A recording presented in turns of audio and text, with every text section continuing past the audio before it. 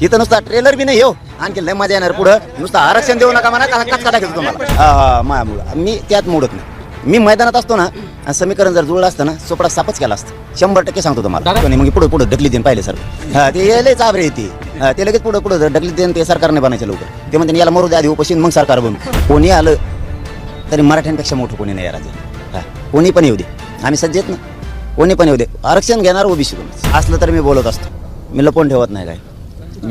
मलाही माहित नव्हतं की मी दर्शनाला चाललोय आणि इतक्या ताकदीनं समाज उसळून बाहेर निघल म्हणून मलाही वाटलं नव्हतं, कारण आम्ही सांगितलंच नव्हतं.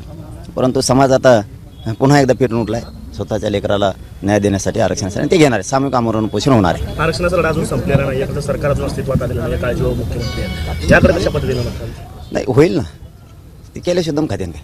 इतके खटाटोप काय हलकाला ते ते येणार, कुणीतरी येतेनच. आम्ही बी येणार, पुन्हा उपोषण करणार. आम्ही सोडणार नाहीत. बहुतेक अशी शक्यता आहे मुंबईतसुद्धा आमरण उपोषण होऊ शकतं. मुंबईतसुद्धा होऊ शकतं. सामूहिक तसं तर फायनली आमचं की अंतरवालीतच सामूहिक उपोषण करायचं. घराघरातले मराठी हे अंतरवालीतच येणार आहेत ते सामूहिक उपोषणाला. पण मुंबईतसुद्धा होऊ शकतं. देवेंद्र फडणवीसांनीच आरक्षणाची वाट लावली असं तुम्ही मागच्या उपोषणाच्या वेळेस एकदा म्हणतात. तेच मुख्यमंत्री होण्याची शक्यता पुन्हा एकदा बदलत. ते जर मुख्यमंत्री झाले तर पुन्हा आरक्षणाची वाटचाल कशा पद्धतीने असणार आहे? कोणी आलं तरी मराठ्यांपेक्षा मोठं कोणी नाही या राज्यात. कोणी पण येऊ दे, आम्ही सज्जेत ना. कोणी पण येऊ दे, आरक्षण घेणार ओबीसीतूनच. पुऱ्या महाराष्ट्रातल्या मराठा आरक्षणात 100% गेल्याशिवाय मी हटत नाही. म्हणून तो सामूहिक आमरण उपोषण अंतरवालीला लावलं आम्ही. ते फायनल आहे आमचं. पण मराठ्यांचा बी लय आग्रह आहे. मुंबई एखाद्याच मुंबईसुद्धा होऊ शकतं. दादा, अनेक आमदार हे नूतन मराठा समाजाचे झालेले आहेत. त्यांना काय नेमक्या सूचना असतील किंवा कशा पद्धतीने त्यांनी वागलं पाहिजे, काय सांगा? त्यांनाच नाही, नुसते मराठ्यांचेच नाही तर सगळेच ओबीसी सुद्धा मराठ्यांनी निवडून दिलेत. त्यांना सगळ्यांनाच मराठा आरक्षणाचा विषय मांडावा लागणार नसता. रस्त्यावर मराठी फिरून देणार नाहीत. कारण तुमचे लेकर आता मोठे झाले, तुम्ही आमदार झालात, मंत्री झालात. आमच्या लेकराचं काय किंवा प्रश्न घराघरातला मराठा आता विचारणार. आणि आम्ही सामूहिक उपोषण करायला सज्ज झालो. दादा, खरं तर जसं की आपण म्हणत होतो की जर का आम्ही उभा केले असते तर सुपडा साफ झाला असता. मात्र तुम्ही उभा न करता सुद्धा अनेक ठिकाणी सुपडा साफ झाल्याचे चित्र पाहायला मिळाले. विशेषतः सोलापूर जिल्ह्यामध्ये बार्शी, माढा आणि करमाळा या ठिकाणी मोठा फटका एकंदरीत बसलेला पाहायला मिळाला. काय नक्की चित्र असू शकतं? नाही, ज्या गोष्टी केल्या नाहीत त्याला छाती बडायची सवय मला नाही. मी आणि माझा समाज मैदानातच नाही. त्यामुळे दोरी पूर्ण मराठ्यांच्या हातात होती. मालक तो होता, त्यालाच ठेवलं. कोणाच्या दावणीला मी मराठा समाजाला बांधलं नाही, कारण त्या समाजाला मी मायबाप हे शब्द वापरतो.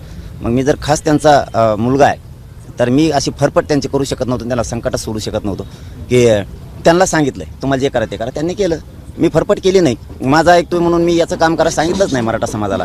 मोकळा सोडला मराठा समाज. त्यामुळे कोण पडलं कोण आलं मी मैदानातच नाही आहे. मग पडलं लगेच म्हणायचं मायामुळं. मी त्यात मोडत नाही. मी मैदानात असतो ना, आणि समीकरण जर जुळलं असतं ना, सोपडा सापच केला असतं. 100% सांगतो तुम्हाला. दादा, खरं तर अनेक वेळा मनोज दादा सोलापुरात येणार म्हणलं की हे चौक अनेक वेळा भरलेलं होतं. मात्र आज कुठेतरी परिस्थिती वेगळी दिसते. तरुणांची आणि समाजातील लोकांची संख्या कमी दिसते कुठेतरी. आता न आम्ही म्हणतो दर्शनाला चाललो आम्ही. तुम्हाला दाखवायची का पब्लिक? मग मी अचानक हे बघा, हे काहीच निवेदित नाही आहे. पंढरपूरला दर्शन आणि आई तुळजाभवानीचे दर्शन दोनच गोष्टी आहेत. मी कधी नाही खोटं बोलतो, पत्रकारात नाही बोलत. आपलं सत्य मी नाही बोलत कधीच. कारण आमच्यासाठी पत्रकार बांधवांनी एवढा जीव तोडलेला आहे या गोरगरिबाचा प्रश्न मार्गी लावा म्हणून. आणि मी ते तोंड चटक्या नाही आहे. तोंडापुरतं आलं की गोड बोलायचं. खरोखरच मराठ्याची इतकी ताकद यांनी पण लावली होती. त्याच्यामुळे मी यांना खोटं बोलत नाही. निवेदन करायचं मी सांगितलं मी फक्त दर्शनाला जाणार एवढंच सांगितलं होतं. अहो बाबा इतके आले की गाड्या आवरोवर आता शिकत परेशान झालो आम्ही. 6-7 किलोमीटरवरती गाड्या होत्या. इतके लोक आले. इथं नुसता ट्रेलर बी नाही हो, आणखी लय मजा येणार पुढं. नुसतं आरक्षण देऊ नका म्हणा, कच का टाकायचं तुम्हाला.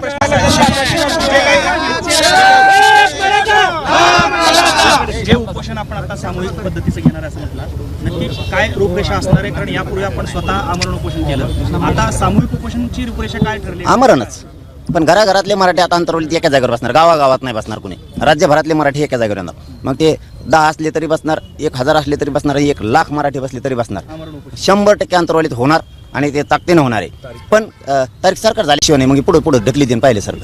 ते लय चाबरे येते, ते लगेच पुढे पुढे ढकली देईन. ते सरकारने बनायचे लवकर. ते म्हणते याला मरू द्या आधी उपोषण मग सरकार बनू. तर राष्ट्रपती राजवटलो लय चाबरे येते. त्यामुळे त्यांचं सरकार झालं की मी तारीख डिक्लेअर केली. पण बहुतेक मुंबई सुद्धा होऊ शकतं. मराठ्यांची बेईमानी करायची नाही, तुम्हाला आरक्षण द्यावं लागणार आहे, तुम्ही हे लक्षात ठेवा, असा इशारा मनोज जरांगेंनी दिलाय. मराठ्यांच्या मतांशिवाय कुणीही सत्तेत येऊ शकत नाही, तुम्ही हे विसरू नका, असं जरांगे पाटील म्हणाले. तसंच शपथविधी झाला की शुभेच्छा देऊ, नाहीतर त्यांचं पुन्हा काहीतरी लांबलं तर आपल्या शुभेच्छा रिकाम्या जायचा, असा टोलाही मनोज जरांगेंनी लगावलाय. मराठ्यांना आरक्षण द्यावंच लागेल, सत्ता आली, भरपूर बहुमत मिळालं म्हणून मराठ्यांची बेईमानी करायची नाही, पहिल्यासारखं लफड्यात पडायचं नाही, याव करेन आणि त्याव करेन असंच चालणार नाही. मराठे कोणाच्या बापाला भीत नसतात. मराठा रस्त्यावर उतरला की तुमचं काही खरं नाही, गॅजेट लागू करायचं. मराठा आली कुणबी एकच आहे, उगा सत्ता आली म्हणून मस्ती येऊ द्यायची नाही. मराठे कुणाचीही मस्ती टिकू देत नाही, तशीच मी पण टिकू देणार नाही, असं मनोज जरांगे पाटील यावेळी बोलताना म्हणाले. लाडकी बहीण योजनेसाठी पैसे आणलेत कुठून? आम्ही फक्त इतके 1000 कोटी आणले हेच ऐकतोय. आता अटी गाठल्या आहेत असं कळतंय, म्हणजे योजना बंद करायची आहे का? आमचेच पैसे आम्हाला घेऊन दिले आहेत, कसल्या अटी आणि कसलं काय ते माहित आहे आम्हाला सगळ्यांना. शेतमालाला भाव देणार नाहीत, शेतकऱ्यांना मदत करत नाहीत, उलट फक्त रस्ते तयार करत आहेत, असं मनोज जरांगे म्हणाले. तसंच समृद्धीला तर नुसती चित्रच आहे. कांद्याला भाव हवा, कापसाला भाव हवा, महागाई वाढली, त्यावर काय करायचंय? आपण मैदानात असतो तर सुपडा साफ केला असता, मात्र आरक्षण घेणार म्हणजे घेणारच, रक्तपात करेन, हल्ले करेन, हे स्वप्न सरकारने सोडून द्यावं, असंही मनोज जरांगे यांनी म्हटलंय. आरक्षणाचा मुद्दा ज्वलंत आहे. माध्यमांनी हा मुद्दा उचलून धरला होता आणि धरला आहे. उपोषणाची तारीख आम्ही जाहीर करणार नाही, त्याचं सरकार स्थापन होऊ दे, त्यानंतर आम्ही तारीख जाहीर करू. सगळ्या पक्षांमध्ये आमचा मराठा समाज आहे, सगळे मिळून आरक्षणाची लढाई लढणार आहोत. सगळ्या आमदारांना मराठे बोलायला लावणार आहोत. जर नाही बोलले तर मतदान करणारेच त्या आमदाराला ज्या विचारतील. सरकार स्थापन होऊ द्या, मग उपोषण आंदोलनाची तारीख जाहीर करणार, असं मनोज जरांगे यांनी म्हटलंय.